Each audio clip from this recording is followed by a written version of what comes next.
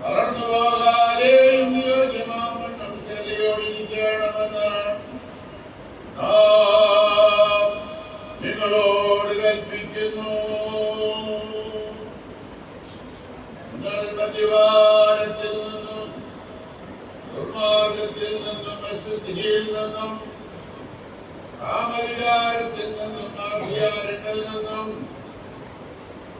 ശത്രുതയിൽ നിന്നും തർക്കത്തിൽ നിന്നും ദുർവാശിയിൽ നിന്നും ഭിന്നതകളിൽ നിന്നും പാപത്തിൽ നിന്നും ക്രോധത്തിൽ നിന്നും വേദായുധീനങ്ങളിൽ നിന്നും വൈശല്യത്തിൽ നിന്നും ഗവാദനത്തിൽ നിന്നും ദുർമോഹത്തിൽ നിന്നും നാശത്തിൽ നിന്നും വ്യക്തിതുല്യമായ സകലത്തിൽ നിന്നും നിങ്ങളെ തന്നെ കാത്തുകൊള്ളണമെന്ന് നിങ്ങളോട് കൽപ്പിക്കുന്നു. പ്രവർത്തിക്കുന്നവർ ദൈവരാജ്യത്തെ അവകാശപ്പെടുത്തുന്നില്ല എന്ന്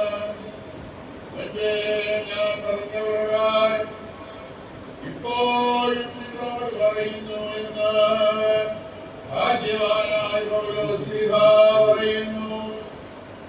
ദൈവത്തിന്റെ വാദത്തിൽ നിന്ന് മനുഷ്യനെ അകറ്റിക്കളയുന്നവയാകുന്നു. വീണ്ടും വിശുദ്ധ പൗലോസ് പറയുന്നത് എന്തെന്നാൽ ദൈവത്തിന്റെ പട്ടക്കാരൻ തർക്കപ്രിയനല്ലാത്തവനും സണ്ടയിടാത്തവനും വഴക്കില്ലാത്തവനും കുറ്റമില്ലാത്തവനും സുബുദ്ധിയുള്ളവനും അടക്കമുള്ളവനും ക്രമമുള്ളവനും അതിഥി സ്നേഹമുള്ളവനും ഉപദേശിക്കുന്നവനും മദ്യപിക്കാത്തവനും അടിപ്പാത്തന്റെ കയ്യിൽ പോകാത്തവനും ആയിരിക്കണം. അവൻ താഴ്മയുള്ളവനും ദിവ്യാഗ്രഹമില്ലാത്തവനും തന്റെ ഭവനത്തെ നന്നായി ഭരിക്കുന്നവനും തന്റെ മക്കളെ സകലശുദ്ധിയിലും അടക്കമൊതുക്കത്തിലും വളർത്തുന്നവനുമായിരിക്കണം.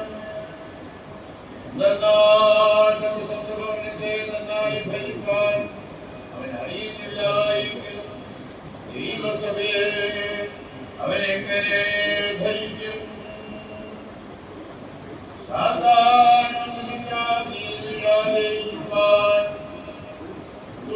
ശിഷ്യരും ആയിരിക്കരുത്. എന്നാൽ നിന്നയിലും സാധാരണയും വീഴാതെയിരിക്കാൻ പുറത്തുള്ളവരിൽ നിന്ന് നല്ല സാക്ഷ്യം ലഭിച്ചവനുമായിരിക്കണം. ഭൂഷണത്തിനും ശാപത്തിനും ദുരാജ്ഞനും അവന്റെ വായെ തുറക്കരുത്. ശത്രുവിനോടുള്ള പ്രതികാരത്തില്ലാത്തവനായിരിക്കണം. അലിസയിൽ നിന്നും അതിപലിസയിൽ നിന്നും ദുർലാഭത്തിൽ നിന്നും അവൻ അറിഞ്ഞിരിക്കണം. ലോകത്തിന്റെ നേട്ടത്തെ ഭക്ഷിച്ചു കളയുന്നവയും ദൈവത്തിന്റെ സന്നിധിയിൽ രസിക്കപ്പെട്ടവനുമാകുന്നു.